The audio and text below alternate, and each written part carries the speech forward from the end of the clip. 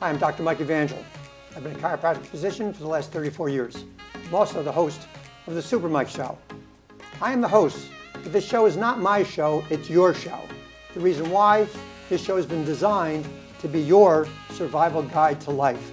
We'll cover topics such as health, fitness, longevity, nutrition, the environment, and personal safety. Why do you need a survival guide? There's so much misinformation out there today and confusion that somebody has to tell you what the truth is. One person says one thing, another says something else. For example, is a high-fat diet good for you or a low-fat diet good for you? Well, every episode will cut through the misinformation and deliver the truth to you. With that truth, you can take it and share it with others, and then you will become their holistic hero. With that in mind, let's look at today's topic, EMF. There's electromagnetic fields all around us. We get more exposure in a day than our ancestors got an entire year. What happens is that we have the Van Allen belt to protect us on the Earth from cosmic radiation, which is very dangerous. It can disrupt DNA and the mitochondria, which EMF can also disrupt. You get EMF from phones, from cell towers, from 5G, which is coming into play, from airport metal detectors. You get it from the airport scanners. You get it all over the place, from even when you're in your car and the engine's running, it gives off EMF. We can't just be like ostriches and stick our head in the sand because we can't feel it, because we're exposed to it, and we have to do something about protecting us. Our guest today is James Finn. After the break, we'll find out exactly how to do that.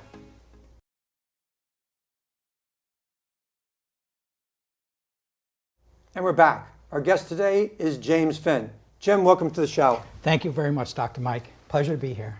Now, you have an interesting background as far as you have a master's degree in music composition and performance, where you first learned about frequencies. As a matter of fact, it got you into a little trouble because with your recording studio, you had your first bad experience with EMF because you had insomnia and also GERD, which is gastroesophageal reflux disease, for people to know that. You have too many certifications and accolades to really list all today, but you're OSHA compliant, HIPAA compliant, even Lloyd's of London you're involved with, which is amazing. Now, Building Biology Institute has an EMRS program, which you're also certified in, which we'll get more to that later on. You're the innovator and pioneer of the Galileo protocol and the executive director of Lexana LLC EMF Services, where you do analysis on buildings and personal places that people work and live. So, what is EMF? Electromagnetic fields have been with us since the Big Bang Theory. Natural fields are actually the sun also and Earth's magnetic fields. But human-made electromagnetic fields have only been with us for 130 years. And these comprise anything associated with electricity, and now the most popular, cell phone towers, 5G, cell phones, all wireless technologies, and another concept called electromagnetic interference, which we deal with. They're measured in size, power density, shape, frequency, and electromagnetic fields actually even give off visible and invisible light, and visible or audible and inaudible sound, which most people don't realize. Anytime there's a flow of electricity, you have an electromagnetic field. But certain frequencies are healthy. Like, for example, sunlight, we have infrared that's actually good for the body, and ultraviolet makes vitamin D. But what are the bad EMF frequencies?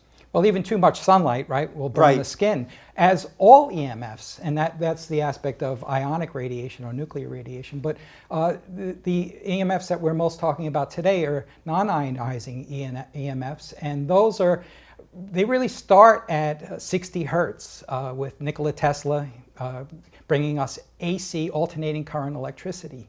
And so there's the associated AC electric fields and AC magnetic fields that begin the whole EMF issue going back 100 years. So when people say, they had cancer at the turn of the century, yeah, they did have cancer. And I'm sure that there was some aspect of just electricity having an influence on that. Now, when you do an assessment, what do you measure? Well, I'm measuring the entire spectrum of non-ionizing radiation. We sometimes will measure light and ionizing radiation or nuclear radiation, but in a home, we're most interested in what are the AC magnetic fields in the home, what are the AC electric fields, what is the electromagnetic interference that's coupling onto your skin, and what are the RF frequencies and power densities that are in the home. So I brought some meters here. These are just the RF meters that we use for a home. So you'll see this measures everything from radio and television all the way up to 2.4 gigahertz, which is in your Wi-Fi. This is a directional antenna. This is an omnidirectional antenna of these frequencies. And then you'll see for the higher frequencies, we have smaller antennas. And this is a directional antenna, and this is an omnidirectional antenna.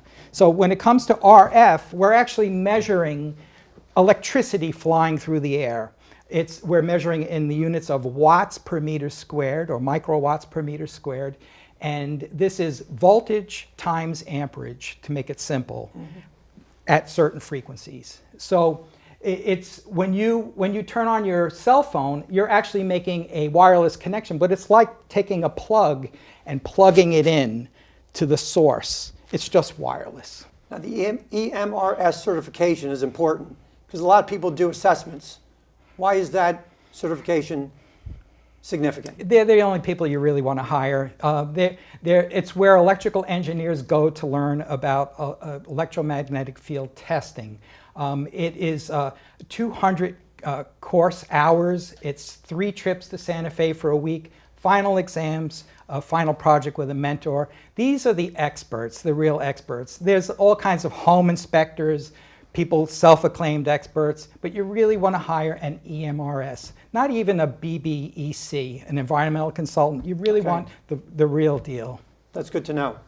Now, a lot of doctors, such as myself, are looking at EMF as potential links to diseases and disorders. You find that to be more of a trend now? Yeah, I mean, it should be a trend. Doctors are coming around to this. Physicians for Safer Technology, Dr. Deborah Davis, Dr. Sharon Goldberg, Dr. W. Lee Cowden. The list goes on and on of the top doctors in America now becoming aware of the health implications of strong electromagnetic fields and prolonged exposure.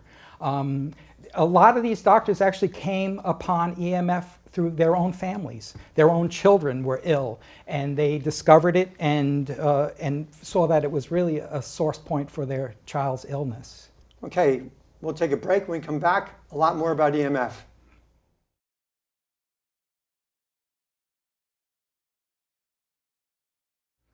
And we're back. Inflammation is extremely important for chronic disease. How does EMF play into inflammation? Well, inflammation is actually tied in with something becoming more acidic, and that's tied in with pH, the potential for hydrogen ion bonding. So when you take electrons away from a cell, it starts becoming acidic. If you put strain on a cell and take away its energy, what you're actually doing is you're taking away electrons. So there's a variety of ways that cells can release or give up electrons. One actually pervasive way is if electric current get into the body. So if the skin frequency is greater than 1.5 kilohertz, this is J. Patrick Riley from MIT, then the insulators in the skin break down. Once a current gets past the subcutaneous tissue, there's only 300 ohms of resistance. Electricity flows from positive to negative. So that's why we have ground rods, right? It goes from positive through the ground rods to the earth where there's a negative charge. Same with our bodies. Once electricity enters the body, it's looking for a negative charge. It's looking for electrons. A healthy cell functions at -20 to -25 millivolts. There's your minus charge that it's looking for. So electricity gets into the body and is looking for healthy organs. It's looking for blood. Zeta magnetic potential is what keeps red blood cells from coming together, right? The magnetic potential pushes the red blood cells apart, but when you start attacking them, it weakens its resistance. Okay. Now, what signs and symptoms should people look for somebody that has been exposed to detrimental electromagnetic fields?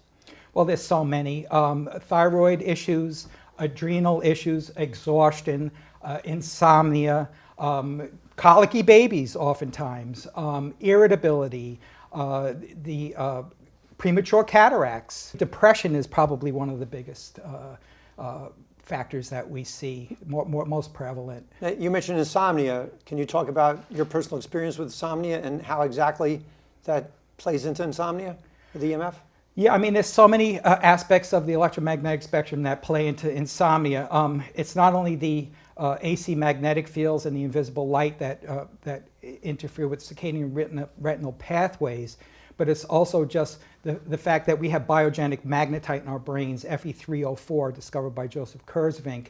And this is what he proved in 2016, that it's the magnetic fields that we pick up. So at nighttime, the magnetic fields become really long. In the daytime, they're very short. But if you have Wi-Fi and all kinds of wireless signals running around, like 2.4 gigahertz is only a 5-inch signal. The higher frequencies, 5 gigahertz is like 2.5 inches. So now your brain is sensing that these are short waves that I'm picking up. It's daytime. So it's confusing the brain. The brain stops making melatonin from the pineal gland, and you're waking up thinking, oh, it's afternoon. No, it's 12 o'clock midnight, 1 o'clock in the morning. It's really messing with our circadian rhythms. Totally. So not only is it important to get plenty of blue light, natural blue light for our production of melatonin, but it's important to limit our exposure to electromagnetic fields because it depletes the melanopsin that we actually build up. Now also, infertility is a big problem. Now, I read one place, I'm not sure how accurate it was, that if you have a cell phone in your front pocket, cut down sperm count by 25%. But you can actually see that the sperm count and motility is limited with a cell phone exposure, smart meter exposure. I have it on my website on the research page. But fertility, yeah, it's also testosterone is made in the adrenal cortex. So if you have some adrenal failure, that's going to limit your testosterone. The female estrogens also some of it is not only just made in the ovaries, but also in the adrenals. So adrenal failure can actually put a strain on just the sex drive alone, but the RF do, because it's an organ. For a man, it's an organ that's actually external to the body and very exposed. Same with breasts for women. Yeah, so women sometimes tuck their cell phone in their bra, which is a very bad idea too. Yeah, and men, they put it in their top pocket. We never had male breast cancer until people started putting cell phones in their top pocket. Now, mitochondria are very important too, because the mitochondria are the powerhouse of the cell. They burn fuel to produce energy, and mitochondrial dysfunction is something that is tied into many so-called modern diseases. How does EMF affect the mitochondria? Yeah, in so many ways. The first thing that we usually see is if a home has high magnetic fields, we see almost 100% consistency between that and thyroid disease. Now, the thyroid, it needs to convert the TSH to triiodothyronine, and that supports the cellular electricity. And T2 supports the mitochondria. So if it's not making that conversion, the mitochondria is not getting the energy that it needs. There's so many other factors. The calcium ion signaling, that calcium ions, not to be confused with calcium the mineral, actually are what transport oxygen to cells. So if the mitochondria don't have oxygen to work with, they're going to have a difficult time actually making aerobic energy and making water in the tricarboxylic acid cycle. Well, thank you. After the break, more about EMF.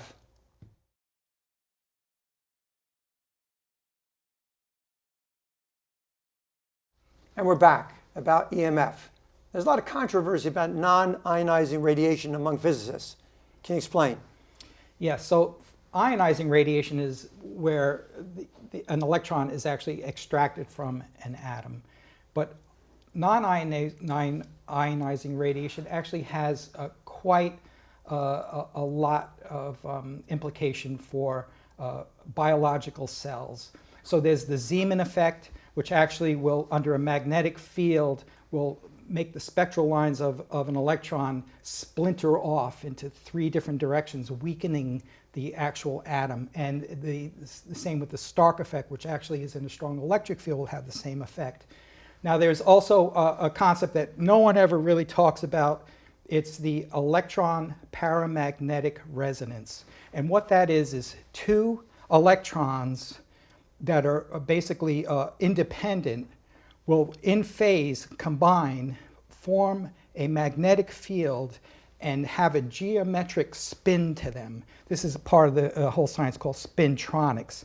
And what it actually will do is now start taking energy away from cells, that biological cells. So these are aspects of just quickly some 3 things. I could go on and on with all the aspects of physics and biophysics that actually have implications on the health of a biological cell. I really want to get to 5G. Okay. It stands for 5th generation. What's so Yes. bad about 5G? The problem with it is that now we're really getting even more of a blanket of RF in our environment, and this RF is going to be very close. So it's going to be right next to you when you're standing on a street corner. It's 5 signals. So the Wi-Fi is 2. Now you're adding 5. So we have cell towers and RF. We have RF from automobiles driving by. We have RF from all kinds of sources. Now you're adding in between frequencies. So there's 5 frequencies in the microcell node that they're going to be putting out. It's 1900 megahertz, 2100 megahertz, 3.5 gigahertz, which has been only used by the Navy up until now. And then you have 5 gigahertz to 6, which we actually have been using in our Wi-Fis, and then a new one, 28 gigahertz. So the problem with this is that as you're walking around, these frequencies are coupling onto your skin, weakening the skin insulators. Electro-hypersensitivity. Can you explain what that is? Yeah, so it's very controversial. We're seeing more and more people calling us up describing the same exact symptoms. Whether it is a real thing, and there's a lot of science out there, quote science, trying to debunk the whole concept because it would cause too much of a massive issue when people start realizing I'm the next one becoming sensitive. So it is a real thing. And we're talking before how it's related to depression. Well, EHS, once somebody realizes they have it, it's a difficult thing to cope with because now they're having symptoms wherever they go and they feel like there's no escape from it. So there's a dysthymia that actually starts becoming involved with these people, and they're very isolated because everyone else will tell them that they're nuts when they're feeling something. Now, what do moms need to know to protect their children? You need to know where to put your beds. That's one of the things our company does. So know where the electrical service drop is, which means where does the electricity come in from the power company to your home. Do not put your child's bed or your bed in that, right where that drop is, because that's where the magnetic fields will be strong. Baby monitors, I don't understand why there's not more information about wireless baby monitors. A baby skull is completely unformed. It's 1 millimeter to 1.5 millimeters thick. The original test that said all this stuff was safe was on men volunteers in the military where their skulls were 7 to 8 millimeters thick. These baby monitors are just right on top of babies. I encourage people to learn more about Dr. Martha Herbert from Harvard Medical School, who writes a paper on the consistencies between EMF, RF, and autism. It's very controversial talking about autism. It's a soft spot, in our society, but there needs to be more talk about RF, especially women carrying cell phones where the baby's head is right in between the phone. That is just ridiculous. People could turn Wi-Fi off at night. Keep the Wi-Fi away from the baby. Keep 2-prong cords away from the bassinet. Every colicky baby that's come to our company has been healed immediately. Kids with ADHD, they need to live in a Wi-Fi and a wireless free environment. Okay, so somebody wants to get their environment tested, because I know you're in New York City, in this area, but you're not all over the country, you don't travel. What source can they go to get information? Yeah, they can come to us. So they can go to the Building Biology Institute, but there's less than 35 EMRS in the country. We have 5 of them in our company. In the world, we have 5 in our company. They can call us. We have EMRS contacts all over the country, and we're happy to connect them. Well, thank you very much for being on the show. It's been a pleasure. Dr. Mike, thank you. Thanks, Jim. So each and every episode will continue to try to bring the truth to you like we did today, with the hope that you and your loved ones can live healthier, safer, and more fulfilling lives. I'm Dr. Mike, and thanks for watching our show. Until next time,